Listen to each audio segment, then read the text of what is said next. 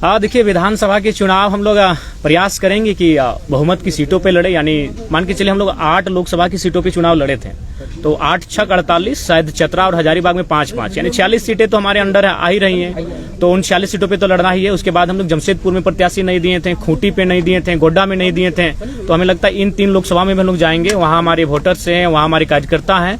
नहीं, देखिए, दिल्ली इसी क्रम में गए थे। दिल्ली जाने का कार्य डेमोक्रेसी का स्कूल में भी शामिल होना था। मैंने तो आशा किया था कि संसद में झारखंड के विषयों को रखा जाएगा, लेकिन अगर संसद में जाने से हम लोग चूक गए तो कम से कम उन संस्थानों तक हमारे विषय जाने चाहिए जहां देश और राज्य के तमाम मुद्दों पर विचार और विमर्श किया जाता है। देखिए, मेरे लिए कोई एक विशेष दल हमारी चुनौती नहीं है, क्योंकि मैंने वहां से वोट लाए जहां से आजसू के अलावा बाकी पार्टियां थे। जैसे मैंने बेरमो से 53,000 वोट गेन किया, वो कांग्रेस की सीट है, पारंपरिक सीट है कांग्रेस की। मैंने टुंडी से भी 60,000 वोट लाए, वो झारखंड मुक्ति मोर्चा की सीट है। देखिए, विधानसभा का चुनाव राज्य के मुद्दों पर आएंगे। राज्य का सबसे ज्वलंत मुद्दा अभी छात्रों की निराशा है और छात्रों की जो हताशा है, वो हमारा एक महत्वपूर्ण मुद्दा रहेगा। हम लोग सरकार में आते हैं तो सबसे पहला हमारा प्राथमिकता जो रहेगा कि इस राज्य में नियमित परीक्षाएं होंगी और फ्री एंड फेयर एग्जाम लिए जाएंगे। अब इस सवाल से हमें बचने दिया जाए, इस सवाल से हमें रहम किया जाए। 3.5 लाख एक जाति के वोट नहीं है। आप एक एक बूथ को सर्वे कर लीजिए, एक एक गांव, एक एक पंचायत का सर्वे कर लीजिए, 3.5 लाख वोट एक जाति के नहीं है। आज ही हमारे 18 जून है, यानी 1 साल पहले ही हम लोगों ने राजनीतिक इलेक्ट्रल पॉलिटिक्स में कदम रखने का घोषणा किए थे, फैसला किए थे बलियापुर की मिट्टी से। तो आज साल भर हुए, उसको भी लेकर हम लोग शुभकामनाएं सबों को। और साथ ही साथ झारखंड के तमाम मतदाताओं को आभार करते हैं जिन्होंने हमें पहले चुनाव में फर्स्ट अटेम्प्ट में एज ए हमारे सभी प्रत्याशी निर्दलीय लड़े और उनको लगभग 8.5 लाख के आसपास मत प्राप्त हुए। इसके लिए पूरे झारखंड के जनमानस का आभार व्यक्त करते हैं। और साथ ही साथ हम गिरिडीह से उन तमाम पोस्टल बैलेट के माध्यम से मत देने वाले तमाम मतगणना कर्मियों का आभार प्रकट करते हैं, क्योंकि वहाँ मैक्सिमम जो होते हैं वो मैक्सिमम ही सबके सब एजुकेटेड लोग होते हैं, सब सरकारी नौकरी, अर्ध सरकारी नौकरी को करने वाले लोग होते हैं। और उन्होंने सबसे ज्यादा मत मेरे पक्ष में किया है, लगभग 5,000 मत मुझे मिले 10,000 में। तो तमाम मतगणना कर्मी जिन्होंने मतदान किया है उनका एक बार पुनः विशेष आभार, और बाकी इस राज्य की जनता का बहुत बहुत आभार, जिनके माध्यम से आज हमें एक हौसला मिला है, एक नई ऊर्जा मिली है। और साथ ही साथ हम लोग आशा करते हैं, उम्मीद करते हैं कि जिस उम्मीद के साथ राज्य के जनमानस, राज्य की जनता हम लोग पर आस जता रही है, उस पर हम लोग खरा उतरने के लिए आगामी विधानसभा के चुनाव में मजबूती के साथ शिरकत करेंगे। और साथ ही साथ केंद्र में जो नई सरकार बनकर आई है उनको हम बधाई देंगे, उनको शुभकामनाएं देंगे और उनसे अपेक्षा रखेंगे कि सबसे पहले जो नीट का मामला सामने आया है, जिसको लेकर काफी चर्चाएं हो रही है, पूरे देश में माहौल गर्म है, इस नीट में जो समस्याएं आई इनका समाधान किया जाए। क्योंकि आज लाखों करोड़ों युवाओं का भविष्य इन परीक्षाओं में तय होता है, इन परीक्षाओं के माध्यम से अपने भविष्य को तय करते हैं। तो जो नई सरकार देश में बनकर आई है उनसे मेरी अपील होगी झारखंड के तमाम मीडिया हाउस के माध्यम से कि इस समस्या का निदान हो। और साथ ही साथ जो भी हमारे प्रत्याशी जीत कर आए हैं, मैं उनसे इस बात की अपील करूंगा कि वो पूर्वाग्रह की राजनीति ना करेंगे, वो किसी बूथ को गिनकर किसी के सहयोग करने की राजनीति ना करेंगे। मैं उनसे ऐसी अपेक्षाएं रखता हूं और इन्हीं शुभकामनाओं के साथ मैं झारखंड के आने वाले विधानसभा चुनाव के लिए तमाम राज्यवासियों को संदेश देना चाहता हूं कि इस बार ऐसे युवाओं का चयन करें जो राज्य के हित के साथ लड़ाई जो चली आ रही है उसको विराम लगाते हुए एक बेहतर नीति बनाई जा सके। आपकी सवाल। तो आप लोग विधानसभा में क्या रणनीति है आप लोग चुनाव लड़ने का? देखिए, विधानसभा के चुनाव हम लोग प्रयास करेंगे कि बहुमत की सीटों पे लड़े। यानी मान के चलिए हम लोग 8 लोकसभा की सीटों पे चुनाव लड़े थे, तो 8 छक 48, शायद चतरा और हजारीबाग में 5-5, यानी 46 सीटें तो हमारे अंडर आ ही रही हैं। तो उन 46 सीटों पे तो लड़ना ही है। उसके बाद हम लोग जमशेदपुर में प्रत्याशी नहीं दिए थे, खूंटी पे नहीं दिए थे, गोड्डा में नहीं दिए थे। तो हमें लगता है इन 3 लोकसभा में हम लोग जाएंगे, वहाँ हमारे वोटर्स हैं, वहाँ हमारे कार्यकर्ता हैं। तो हमें लगता है कि 55 के आसपास विधानसभा सीटों पर हम लोग चुनाव लड़ते हुए दिखेंगे।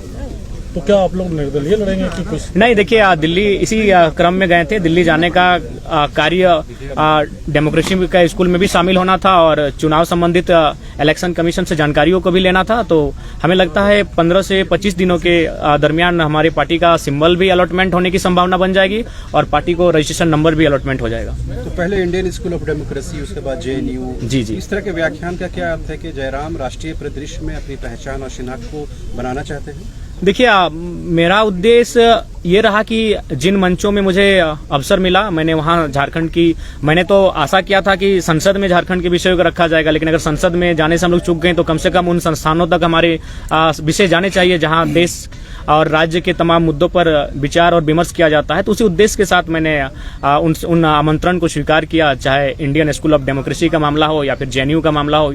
और साथ ही हम लोग वहाँ एग्रीकल्चर यूनिवर्सिटी भी गए थे, वहाँ के भी तमाम रिसर्च स्कॉलर से मिले जहाँ झारखंड के भी युवा हैं। तो वहाँ जाने का उद्देश्य यही था कि हम झारखंड के विषयों को उनसे साझा कर सकें और उन विषयों पर निदान कैसे हो, आने वाले विधानसभा चुनाव में हमारी स्टडी क्या हो, उन विषयों पर बात करने के लिए। विधानसभा चुनाव आप लड़ने जा रहे हैं, तो आपका मुद्दा फिर क्या होगा? देखिए, विधानसभा का चुनाव राज्य के मुद्दों पर आएंगे। राज्य का सबसे ज्वलंत मुद्दा अभी छात्रों की निराशा है और छात्रों की जो हताशा है वो हमारा एक महत्वपूर्ण मुद्दा रहेगा। हम लोग सरकार में आते हैं तो सबसे पहला हमारा प्राथमिकता जो रहेगा कि इस राज्य में नियमित परीक्षाएं होंगी और फ्री एंड फेयर एग्जाम लिए जाएंगे। अगर उसमें किसी प्रकार की गड़बड़ी होगी तो उसमें उच्च से उच्च पदाधिकारी क्यों ना है, उन्हें बिल्कुल बर्खास्त किया जाएगा। उनके साथ किसी प्रकार की कोताही नहीं बरती जाएगी।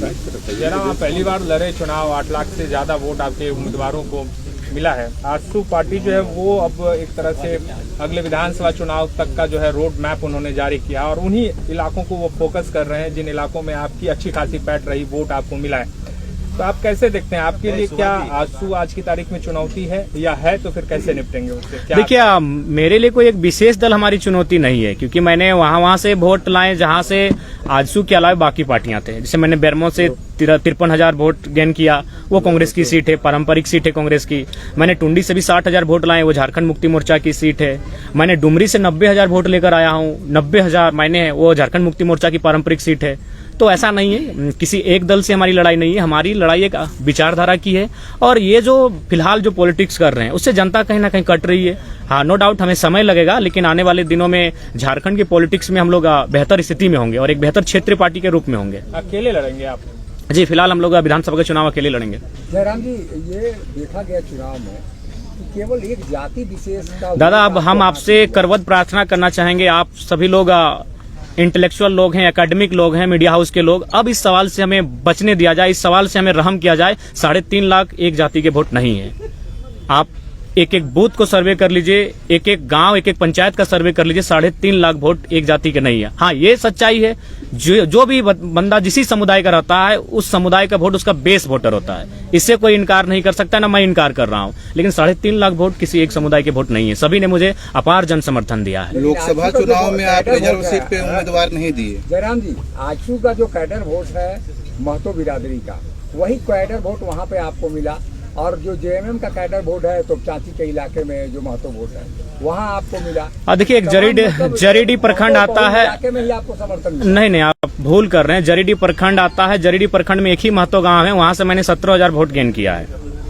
तो मुझे लगता है आप लोग थोड़ा सा भूल कर रहे हैं। आप लोग को और ग्राउंड में जाकर सर्वे करने की आवश्यकता है, क्योंकि आप लोग उन्हीं बातों को सुनते हैं जो मीडिया में बाकी दलों के नेता कहते हुए दिखते हैं। आप जनता के बीच जाइए और जनता के बीच जानने का प्रयास कीजिए कि आज हमारा रोल क्या है। आप चले जाइए बेहरा कुदर, वो एक राजपूत समाज का गांव है, वहां मुझे अच्छा वोट मिला। आप चले जाइए चौबेडी, वो ब्राह्मण का गांव है, मुझे वहां से अच्छा वोट मिला। तो मैं किन किन समुदाय को गिनाऊं बताइए?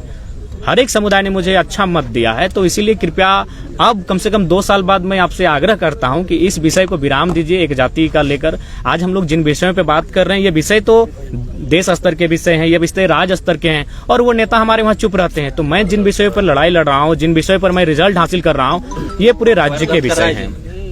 रिजर्व सीट पे आप लोकसभा चुनाव नहीं लड़े? नहीं दादा, लड़े 2 रिजर्व सीटों पे हम लोग चुनाव लड़े। सिंहभूम में हम लोग हो समुदाय के साथ गए, दुमका में हम लोग संथाल समुदाय के साथ गए और सिंहभूम के हमारे प्रत्याशी लगभग 50,000 वोट लेके आए, 44 के 45,000 वोट था। जहाँ जेएमएम का उम्मीदवार नहीं, ऐसा कुछ नहीं है, ऐसा कोई प्लानिंग नहीं है। हम लोग ये देखें कि हम लोग वोटर्स कहाँ हैं, कहाँ हमारे केडर हैं, जहाँ चुनाव में काम हो सकता है। गोड्डा में भी हमारे थे, लेकिन वहां तक हम लोग पहुंच नहीं पाए, प्रत्याशी नहीं मिल पाया।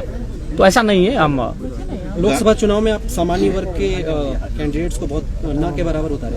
देखिए, एक्चुअली देखिए, लोग विधानसभा चुनाव में दिखेंगे निसंदेह। हम लोग गोड्डा के लिए भी प्रीफर किए थे कि उस सीट पर हम लोग सामान्य प्रत्याशी को रखें, लेकिन नहीं प्रत्याशी सामने आया। देखिए, सामान्य वर्ग कहीं ना कहीं थोड़ा सा आज के मैंने डेट में भी संपन्न है, तो इसलिए थोड़ा सा लेट लगे। उस समुदाय के बीच हमें आने में थोड़ा लेट लगेगा, लेकिन वे भी दिल खोल के तैयार हैं कि ये बच्चे जो आ रहे हैं राजनीति में उनका स्वागत करेंगे, तो निस्संदेह सामान्य वर्ग के लोग भी हमारा स्वागत करेंगे, उनके बीच भी हम लोग जाएंगे। गांडे उपचुनाव भी था, फिर क्यों नहीं लड़े उस पे? गांडी उपचुनाव हम लोग इसलिए नहीं लड़ पाएंगे, लोकसभा का चुनाव भी उसी तारीख को था और हम लोग नहीं मैनेज कर पाए, क्योंकि हमारा व्यवस्थित कोई टीम नहीं था और व्यवस्थित टीम नहीं होने के कारण हम लोग इन चीजों को हैंडल नहीं कर पाए। एक अच्छा मौका था, क्योंकि आपके समर्थक आपको मुख्यमंत्री के तौर पर देखते थे। देखिए, मैंने शुरुआत में ही कहा था, यहीं पर मेरा प्रेस कॉन्फ्रेंस था और आपके बीच ही मैंने कहा था कि मैं लोकसभा का चुनाव अपनी मर्जी से लड़ूंगा और गिरिडीह लोकसभा को मैंने प्रीफर किया था, धनबाद लोगों की मांग थी, लेकिन विधानसभा का चुनाव हम लोग प्रयास करेंगे कि जनता की राय के आधार पर लड़ेंगे। तो फिलहाल तय नहीं हो पाया, लेकिन उम्मीद है कि यह बहुत जल्द तय हो जाएगा और कि विधानसभा का चुनाव हम कहां से लड़ें। जयराम जी, युवाओं को काफी अपेक्षा आपसे उम्मीद है और वो लोग शिक्षा को लेकर, जैसे पेपर लीक हो रहा है उसको लेकर आपसे काफी उम्मीद रखते हैं, और चूंकि आप चुनाव लड़ चुके हैं तो आगे की क्या रणनीति होगी आपको? देखिए, 2018-21 का डिग्री अभी तक नियुक्ति नहीं किया गया।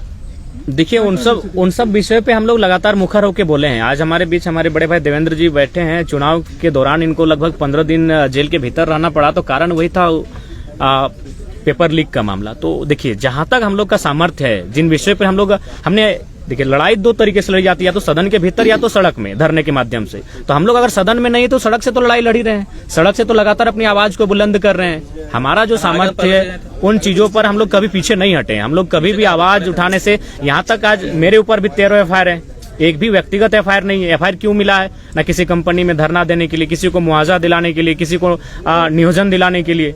तो ऐसा नहीं, हम लोग तो जनता के लिए अपना सर्वस्व निछावर कर चुके हैं। उतना छोड़िए, आज हम लोग घर का दृश्य नहीं जानते कि मेरे घर का दृश्य क्या है। घर में न जाने कितनी प्रकार की घटनाएं घटी, लेकिन हम लोग घर तक नहीं जा पाए, घर तक कदम नहीं रख पाए। हम लोगों ने सब कुछ अपना झारखंड को ही परिवार माना है, झारखंड को ही अपना घर माना है और पूरे झारखंड वासियों के लिए हमने अपना सर्वस्व निछावर करने का प्रयास किया है। जयराम जी लगातार बोलते हैं कि पैसा वाला हम लोग नहीं है, तो आप लोग कैंडिडेट्स का नाम घोषणा कब कर रहे हैं? चूंकि जो विधानसभा चुनाव है उसमें समय देखिए, सबसे पहले बात मैं आप सबों से भी एक बार आग्रह करूंगा, चूंकि आप लोग का प्यार मिला, इसके लिए हम लोग हकदार भी थे। क्योंकि झारखंड के माध्यम से हम लोग देश की पॉलिटिक्स को भी एक अच्छा संदेश दिए कि हम लोग बिना पैसे की पॉलिटिक्स किए, तो एक बहुत सुंदर संदेश गया है। आसान नहीं है कि आप बिना पैसे से 8 लाख वोट गेन करते हैं।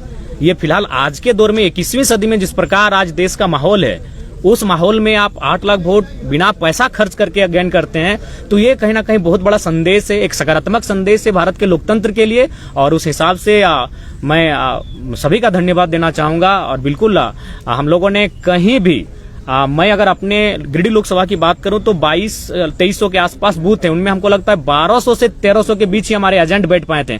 1000 बूथों पे हमारे एजेंट भी नहीं बैठ पाए थे, लेकिन वहां से हमें अच्छा वोट मिला है। तो एक तो बेहतर संकेत हम लोग दिए हैं। बीजेपी की ओर से डॉक्टर हेमंत बिस्वा दादा इधर पूरा देश देखिए 2 खेमे में बटा हुआ है, या एनडीए के साथ या इंडिया के साथ। आपको लगता है कि इन 2 खेमों को इग्नोर करके एक बीच का रास्ता निकाल करके आप कहां तक पहुंच पाएंगे? आपको लगता है कि प्री पोल भले ना हो मगर पोस्ट पोल अलायंस आपको करना पड़ेगा चुनाव के बाद? देखिए, अगर ऐसी स्थिति आती है तो हम लोग एक रायशुमारी करेंगे, जनता के बीच जाएंगे। जनता के बीच जाने में हमें समय नहीं लगता है, हम लोग ऊर्जावान हैं और जनता से इस राय को लेकर चलेंगे कि भाई आपने हमें मत दिया है। अगर ऐसी नौबत आती है तो जनता की राय से होगा, लेकिन फिलहाल हम लोग चुनाव अपने बूते लड़ेंगे, अपने सामर्थ्य के दम पर लड़ेंगे।